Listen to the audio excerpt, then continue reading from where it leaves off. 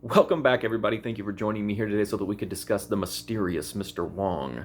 So this is the second movie in the Mr. Wong series, starring Boris Karloff as Master Detective Mr. Wong. And in this installment, he has to investigate the case of a rich businessman who acquired this priceless, super beautiful gem known as the Eye of the Daughter of the Moon. It even sounds like really cool. So he's told that, if this gem ever leaves its homeland of China, that terrible things, like a curse, will be unleashed, basically. And of course, he's rich and arrogant, so he doesn't pay any attention to it. And sure enough, he gets murdered.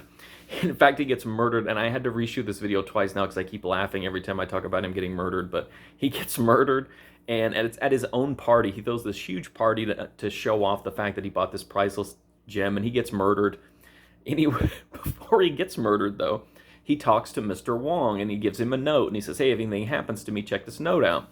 And the note has the information about who this guy thinks will come after him if anything were to bad to happen, like this is the suspect. And the rest of the movie is just Mr. Wong trying to piece the mystery together. So I really liked the first Mr. Wong movie. I thought it was really super brisk and just a really solid, murder mystery.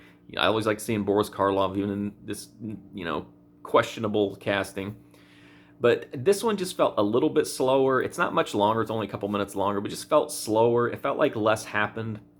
I liked it. I thought it was a decent, little murder mystery, but it just didn't kind of grab my attention like the previous one did. It was just kind of there. And that's not a, super bad indictment or anything. It was still a decently entertaining movie. I just didn't, it's not one I would go back to probably. But I want to see all the Mr. Wong movies, so I don't regret checking it out at all. It was, again, a pretty brisk, a good story, good cast.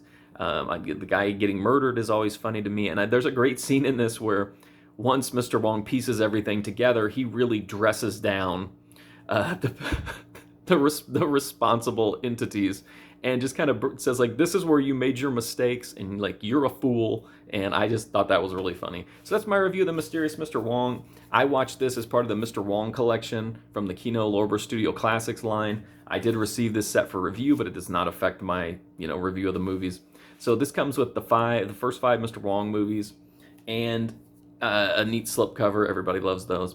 The transfer here looks great. There's no extra specifically for this movie, but there are an extra for the first movie and audio commentary track. Anyway, that's my review of the mysterious Mr. Wong.